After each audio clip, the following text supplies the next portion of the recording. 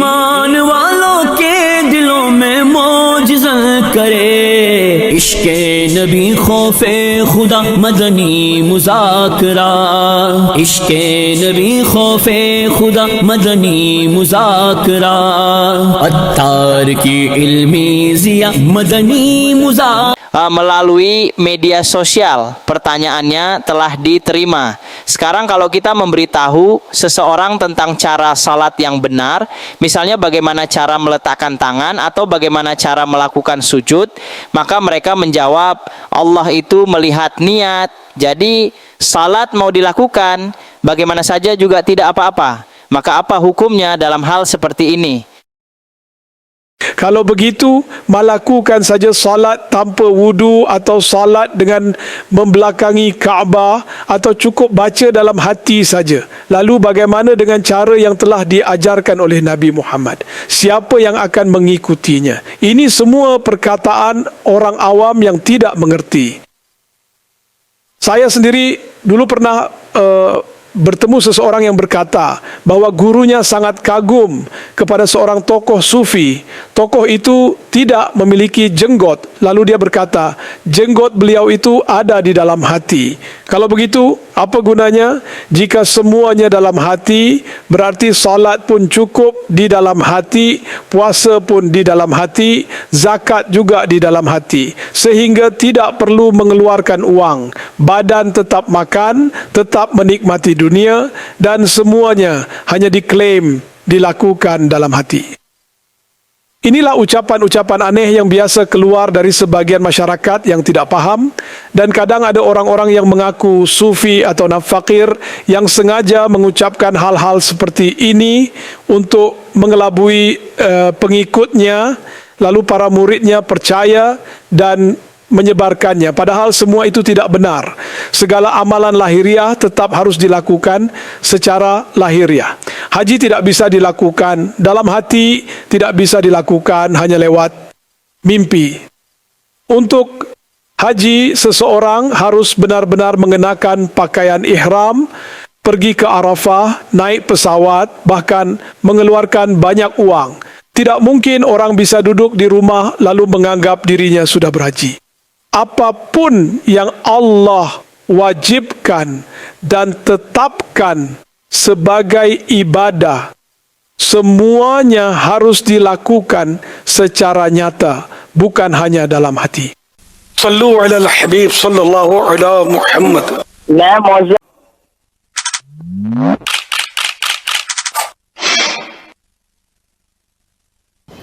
Apa itu komunikasi skill?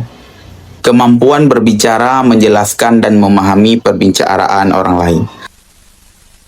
Sekarang lihat, ada berapa tanda tanya? 6? Bukan. Ternyata ada 7. Ini dia yang ke-7. Jadi ada 7 tanda tanya. Apa artinya? Apakah berarti akan ada 7 pertanyaan? Tidak. Tidak. Bisa 7, bisa juga kurang dari itu atau lebih. Jadi 7 tanda tanya di belakang itu artinya topik kita hari ini adalah pertanyaan. Pertanyaan seperti apa? Pertama, kita lihat dari sisi agama. Pertanyaannya itu boleh diajukan kepada siapa? Kapan seharusnya bertanya? Ini pun sebuah pertanyaan. Dan platform apa yang sebaiknya digunakan untuk bertanya? Apakah harus bertanya langsung berhadapan? Atau lewat media sosial? Atau dengan cara lain seperti WhatsApp?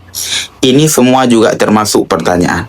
Sekarang dari sisi duniawi, ada juga macam-macam bentuk pertanyaan. Misalnya ada sedang makan di rumah makan, lalu datang seorang pengemis, ia berkata, berikan makan, saya lapar. Kelihatan dia sehat saja. Apakah meminta dengan cara seperti itu benar? Begitu pula ketika Anda sedang minum teh. Tiba-tiba ada seorang yang datang, tubuhnya sehat sempurna, lalu berkata, belikan teh. Ketika Anda mengambil dompet untuk membayar, dia malah meminta, beri saya 100 rupiah saja atau 10 rupiah. Meminta suka-suka. Lalu apakah kita boleh memberi atau tidak? Ini juga membuat bingung. Bentuk-bentuk permintaan kini bermacam-macam. Kita tidak tahu mana yang benar dan membutuhkan dan mana yang tidak. Kadang teman yang berdiri di samping berkata, kasih saja, dia meminta. Yang lain berkata, tidak perlu memberi. Lalu timbul perdebatan kecil.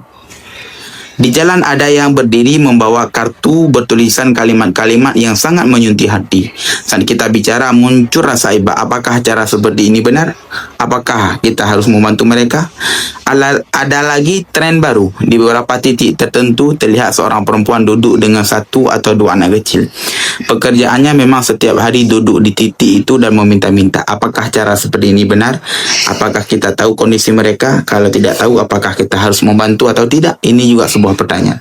Ketika sedang berkendaraan, ada orang yang meminta tumpangan pagi, siang, sore, bahkan larut malam. Selalu ada yang meminta tumpangan. Syekh, bagaimana hukumnya memberikan tumpangan kepada orang yang meminta? Perlukah memberi tumpangan atau tidak? Ada pula yang meminta meminjam bahan dapur kepada tetangga. Minta bawang dong, minta cabai, minta sedikit masakan. Apakah ini termasuk kategori pertanyaan? Dan apakah ini boleh atau tidak? Apa yang menunjukkan resep dokter mengatakan obatnya mahal, ia tidak mampu membelinya. Lalu ia meminta kita membeli atau memberikan uang. Bagaimana hukum membantu dalam kasus seperti ini? Ada juga yang meminta bensin. Saat kita berkendaraan, dia berjalan sambil berkata, bensin saya habis, tolong berikan. Atau ketika kita sudah berhenti, bensin motor saya habis, beri uang untuk membeli bensin. Itu pun bentuk pertanyaan atau permintaan. Dalam pertemanan, ada pula yang meminta meminjam sepeda motor atau mobil. Pinjamkan sebentar, saya ingin pergi dulu. Pinjamkan mobil, saya harus membawa keluarga ke suatu tempat. Pada acara pernikahan, para wanita saling meminta baju. Kasih bajumu dong, yang kamu pakai waktu walimah itu, saya mau pergi ke pesta. Atau saya tidak sempat beli baju, pinjamkan bajumu. Itu pun bentuk pertanyaan atau permintaan. Di masjid, baru saja imam mengucapkan salam dan bahkan belum mengangkat tangan untuk berdoa, sudah ada orang yang berdiri berkata, saya punya kesulitan begini dan begitu, saya butuh bantuan. Apakah meminta seperti ini langsung setelah solat benar atau tidak? Semua bentuk pertanyaan dan permintaan ini banyak macamnya. Sekarang silahkan Syekh menjelaskan mana yang benar dan mana yang tidak. Allahu Akbar. Begitu banyak pertanyaan yang sulit untuk diingat semuanya mengenai kebiasaan meminta, termasuk mengemis yang terjadi di mana-mana, seperti meminta ini itu, minta diisikan bensin atau dibelikan teh. Ini termasuk pengemis profesional yang duduk di pinggir jalan atau yang beraksi di sekitar kendaraan atau hotel. Ada juga kelompok yang bergerak bersama, membacakan kalimat-kalimat yang sudah disusun rapi. Umumnya mereka adalah profesional, memberi sedekah kepada orang yang nyata-nyata profesional. Ya, pengemis profesional adalah tidak diperbolehkan, haram. Karena itu berarti membantu mereka dalam dosa. Terkadang sangat jelas terlihat bahwa mereka adalah profesional. Kemudian ada kasus yang menyedihkan, wanita atau anak-anak yang duduk dengan kondisi cacat seperti tangan atau jari terpotong atau tubuh yang terbakar, yang tergeletak di jalan sambil menggerak-gerakkan wadah. Mereka ini mungkin adalah korban penculikan dan penganiayaan yang sengaja dicacatkan atau dibakar, lalu dipaksa mengemis orang-orang yang kuat, anggota mafia, mengawasi mereka dari jauh. Saya pernah melihat hal ini. Mereka datang dari jauh, mengambil uang yang terkumpul saat tidak ada publik dan pergi. Ini menunjukkan bahwa mengemis bagi mereka adalah bisnis. Jika kita tahu bahwa mereka profesional, sebaiknya kita tidak memberi, karena itu mendukung bisnis haram mereka. Tetapi anak atau korban yang dipaksa mengemis itu, jika mereka tidak meminta, mereka mungkin akan disiksa oleh kelompoknya. Meskipun ada undang-undang di banyak negara yang melarang mengemis, pelaksanaannya masih lemah. Orang-orang yang dicacatkan, mata buta, jari terpotong, terbakar, tentu tidak dilahirkan dalam kondisi seperti itu. Ini adalah bukti kuat adanya mafia yang menculik dan menganiaya mereka. Ada kasus mengerikan seperti yang pernah saya dengar, mungkin terjadi di Karachi puluhan tahun lalu, di mana seseorang diculik bukan untuk tebusan, melainkan untuk diambil organ tubuhnya, ginjal, lalu ditinggalkan begitu saja di jalan. Ini menunjukkan betapa mengerikannya kejahatan yang terjadi di balik kegiatan mengemis profesional ini. Oleh karena itu, bagi pengemis yang jelas-jelas merupakan korban penculikan dan penganiayaan, sebaiknya tidak diberikan wang. Karena itu akan membantu kelangsungan bisnis jahat tersebut. Nabi SAW melarang meminta-minta bagi orang yang mampu. Seseorang hanya boleh meminta jika benar-benar berhak dan sangat membutuhkan. Orang yang meminta tetapi bukan haknya, permintaannya itu sendiri haram. Pengemis profesional di masjid atau di jalanan biasanya fasih berbicara, bahkan berpura-pura menangis, berakting. Orang yang benar-benar membutuhkan, yang belum pernah meminta seumur hidupnya, biasanya akan gemetar dan sulit berbicara di depan umum. Meminta-minta di masjid, meski bagi yang berhak, adalah terlarang. Dalam kitab Bahar-e-Syariat disebutkan, barang siapa memberi 1 koin kepada peminta di masjid, ia harus bersedekah 70 koin di luar sebagai kafarat, denda. Ini menunjukkan larangan keras meminta dan memberi di dalam masjid. Namun, sumbangan untuk lembaga atau madrasah adalah hal yang berbeza dan diperbolehkan. Daripada memberi kepada pengemis profesional yang kuat, carilah keluarga, kerabat, tetangga, komunitas yang safi'id posh, terhormat, yang menjaga aib kemiskinannya dan tidak meminta-minta. Mereka inilah yang benar-benar membutuhkan tetapi tidak meminta. Berikan kepada mereka dalam bentuk jatah bulanan atau sembako secara rahasia. Memberi tumpangan, lift, adalah perbuatan baik selama anda yakin 100% pada orang tersebut, terutama di zaman yang rawan kejahatan ini. Jika anda memberi tumpangan hingga ke tempat tujuan anda, itu adalah kebaikan. Tetapi jika anda harus mengantarnya sampai ke rumah yang membutuhkan waktu dan bensin ekstra, itu sudah termasuk permintaan yang membebani, kecuali anda yang menawarkan. Saat ini banyak kasus kejahatan seperti perampokan kendaraan dengan senjata api yang dimulai dengan permintaan tumpangan. Nabi SAW sangat mendorong pemberian air, garam dan api yang zaman dahulu sulit didapat. Hadis riwayat Ibnu Majah dari Sayyidah Aisyah radhiyallahu anha menyebutkan bahwa yang tidak dihalalkan untuk ditolak adalah air, garam dan api. Memberi garam tidak dilarang karena nilainya kecil. Namun meminjam barang yang lebih berharga seperti tomat, bawang atau makanan siap saji sebaiknya dihindari, kecuali jika hubungan kekerabatan atau pertemanan sangat erat, ada kebiasaan saling memberi dan menerima, dan anda yakin mereka tidak keberatan. Jika tidak, kebiasaan meminta-minta hal kecil seperti itu dapat merusak nilai diri dan pertemanan.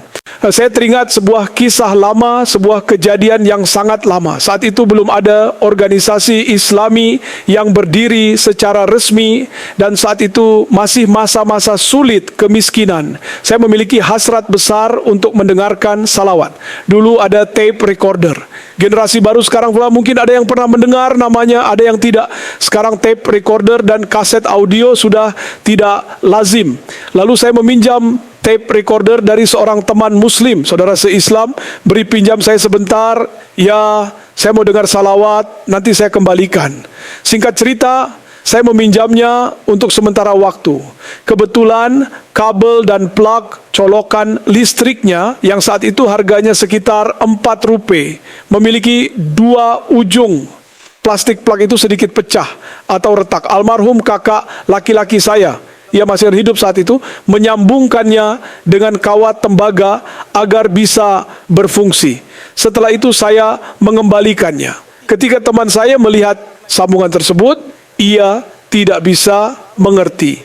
Ia mengungkit hal itu kepada saya lebih dari 1 kali. Ya ampun, kamu melakukan ini, ya punyaku jadi begini. Ini sangat menyakitkan bagi saya. Bagaimana bisa seseorang mati kelaparan tetapi tidak meminta sementara orang ini setelah memberi mengungkitnya. Padahal dia benar-benar teman dekat saya. Dia adalah salah satu dari 2 atau 4 teman terdekat saya. Orang yang sangat baik, saleh, berjenggot dan segala-galanya. Ya, tetapi saya ingat dia mengungkitnya kepada saya lebih dari 1 kali. Mengungkit adalah hal yang sangat buruk, bukan? Oleh karena itu Al-Quran melarang hal tersebut. Janganlah kamu batalkan sedekahmu dengan mengungkit-ungkit dan menyakiti perasaan orang lain. Meskipun saya merasa sakit hati, saya tidak membalasnya. Saya berkata dalam hati, biar saya yang disalahkan. Seharusnya saya tidak meminjamnya, meskipun hubungan kami dekat, kata. Ya. Tapi begitulah yang terjadi. Oleh karena itu ketika Anda meminjam skuter orang lain lalu mengembalikannya dalam keadaan ban kempes, itu adalah keluhan yang sering terjadi. Atau Anda menggunakan bensinnya sampai habis. Secara etika Anda seharusnya mengisinya kembali sampai penuh, tapi Anda menggunakannya keliling, dan ketika teman Anda menyalakan kembali kendaraannya, motornya tersendat-sendat karena bensin habis. Jika Anda mengisinya kembali, cintanya kepada Anda akan bertambah, kehormatan Anda akan meningkat, dan ia akan mencari Anda lagi. Lebih baik dia yang pakai skuter saya, meskipun saya harus mengangguk-angguk karena tersendat, dan meskipun saya harus berkorban uang, saya akan memberikannya. Hal-hal seperti itu, mengembalikan barang dalam kondisi rusak, tidak seharusnya dilakukan. Atau setelah merusak, mereka mengembalikan diam-diam. Sepeda dikembalikan dalam keadaan ban kempes. Jika jatuh, setang atau pedalnya bengkok, lalu diletakkan saja dan pergi tanpa bicara. Oleh karena itu, sebisa mungkin gunakan barang milik sendiri tanpa meminjam, meskipun itu adalah teman Anda. Karena meminta terkadang merusak persahabatan. Lihatlah, ada benang luka di hati saya yang masih terasa hingga kini. Sudah bertahun-tahun lamanya, meskipun beliau sudah wafat, Allahumma gfirlahu warhamhu, tetapi perkataan beliau itu masih membekas di hati saya. Inilah pengalaman saya. Maka pahamilah, cukuplah kamu mengerti dan renungkanlah. Sallu ala al-habib sallallahu ta'ala ala Muhammad. Mursyidi, kemarin saya sempat melihat di sebuah media sosial, yang mana di media sosial itu terdapat sebuah postingan. Di dalam postingan itu terdapat sebuah pertanyaan, yang mana bentuk pertanyaannya ialah apa efek yang dapat ditimbulkan oleh sebuah kata-kata, baik itu kata-kata yang baik ataupun kata-kata yang buruk. Kemudian di dalam postingan itu juga terdapat sebuah jawaban, yang mana mengatakan bahwa efek daripada sebuah kata-kata itu dapat memalingkan orang lain apabila itu kata-kata yang buruk, dan dapat mempengaruhi orang lain apabila kata-kata itu baik. Dan itu juga dapat mempengaruhi orang lain ketika kata-kata itu disebutkan ataupun dibawa dengan intonasi yang cukup memadai dengan struktural kita berbahasa. Bagaimana pendapat dari mursyid kami? Terima kasih. Kata-kata itu memiliki kekuatan yang sangat besar. Dengan kata-kata, seseorang bisa membuat orang lain tertarik dan condong kepadanya.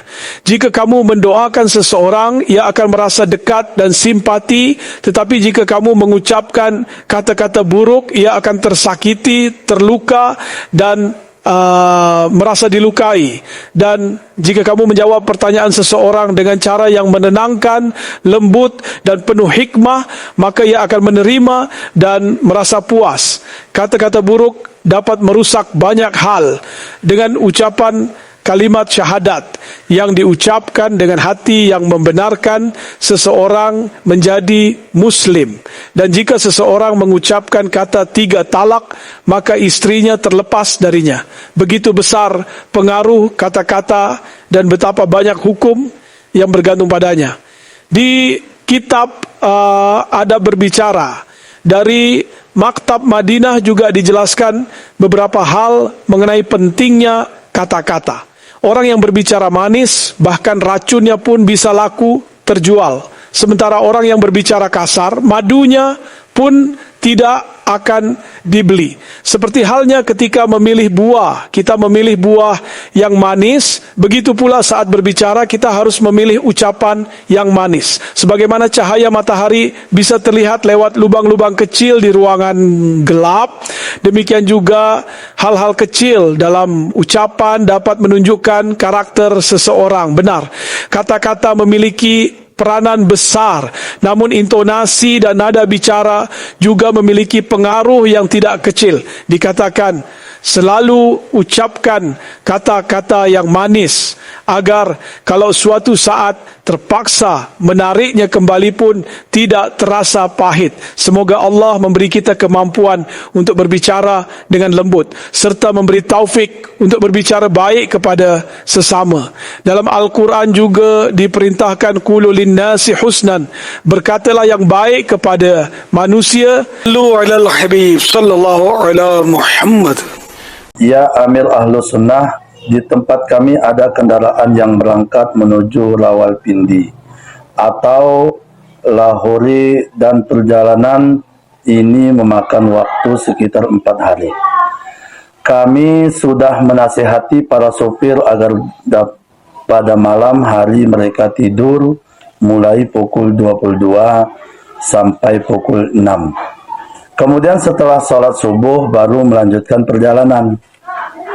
Akan tetapi sebagian sopir tidak mematuhi aturan ini. Mereka tetap mengemudi pada malam hari. Atau jika berhenti pun mereka menghabiskan waktu dengan memain ponsel, melihat gambar, dan tidak beristirahat. Bahkan ada yang tetap menggunakan ponsel sambil mengemudi. Pertanyaan kami, Amirul Sunnah, bagaimana hukum syariat mengenai perbuatan seperti ini? Apa batasan teguran atau hukuman yang seharusnya diberikan kepada sopir yang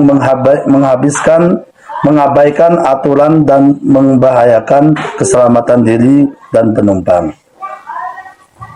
Allah dulu ketika belum ada handphone pun orang-orang tetap saja mendengarkan lagu-lagu. 2-3 bas berhenti, lalu mereka ngobrol-ngobrol sesama mereka. Selama pikiran religius tidak terbentuk, selama pikiran yang condong kepada kebaikan tidak tercipta, maka sulit melihat adanya perbaikan. Jika dalam diri seseorang terbentuk pikiran yang baik, pikiran yang penuh sunnah, maka ia akan membaca salawat, melakukan zikir, membaca Al-Quran, dan menjaga salat 5 waktu. Seorang sopir seharusnya seperti di Makkah dan Madinah. Tapi sayangnya itu jarang terjadi. Banyak sopir yang justru membahayakan diri mereka sendiri, sementara nyawa orang lain juga bergantung pada mereka. Karena itu mereka mestinya lebih berhati-hati.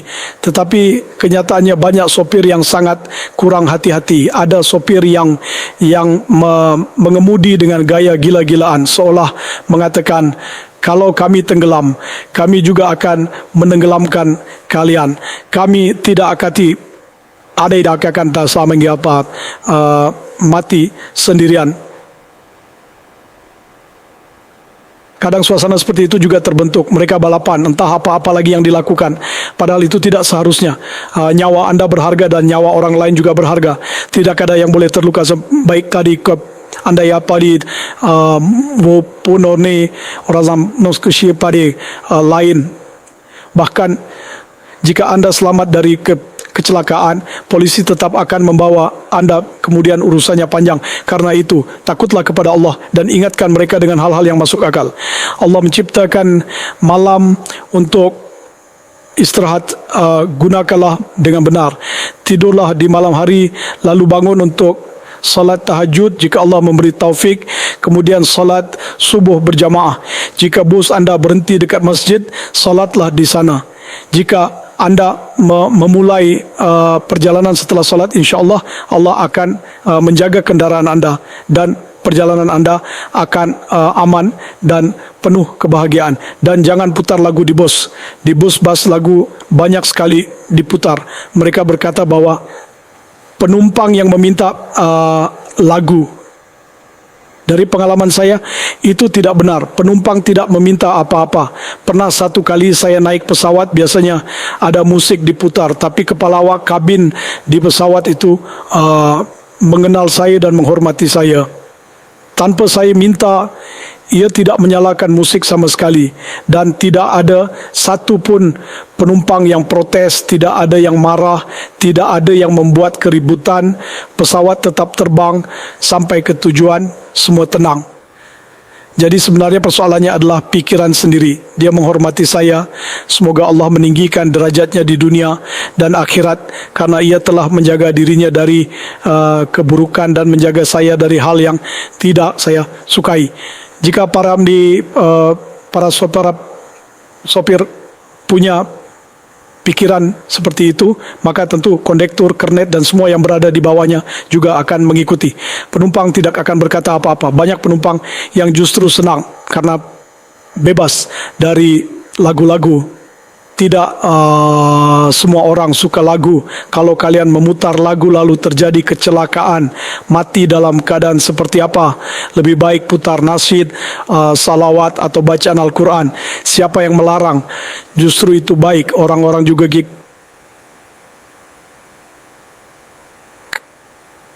mendengarkan dan insya Allah membawa keberkahan. Bahkan mungkin di suatu kecelakaan hampir terjadi, tetapi karena keberkahan salawat dan bacaan Al-Quran, Allah menjaganya tanpa anda sadari. Tolong renungkan nasihat saya. Para pemilik bus atau pihak yang berada di posisi lebih tinggi hendaknya mengatur hal seperti ini. Mereka bisa menyediakan audio berisi nasyid, tilawah atau ceramah yang bermanfaat. Dengan itu insya Allah akan banyak keberkahan. Penumpang belajar sesuatu yang baik dan mereka pun akan semakin menyukai perjalanan dengan bus anda karena mereka mendapatkan ilmu dan kenyamanan. Sallu ala al-Habib sallallahu ala Muhammad. Wahai abdi dari sunnah, saya ingin bertanya, kapan waktu yang baik untuk kita menghafal pelajaran atau mengerjakan tugas sekolah? Seorang penuntut ilmu wajib untuk menjaga dan memanfaatkan waktu belajar pada awal malam dan akhir malam. Sebab waktu antara maghrib hingga isya serta waktu sahur di akhir malam adalah waktu yang sangat penuh keberkahan. Hadrat Mufti Ahmad Yarkan rahmatullah alaih menjelaskan hakikat ini dengan cara yang sangat indah. Beliau menukil bahawa sebagian ulama berpendapat seorang penuntut ilmu yang belajar dan mengulang pelajarannya pada waktu antara maghrib dan isya serta pada waktu fajar, kemudian ia tetap tidak mendapatkan ilmu, maka itu adalah sesuatu yang mengherankan. Sebaliknya, jika seseorang tidak bersungguh-sungguh pada waktu-waktu tersebut, namun ia tetap menjadi orang berilmu, maka itu pun merupakan sesuatu yang sangat mengherankan. Mir'atul Manaj.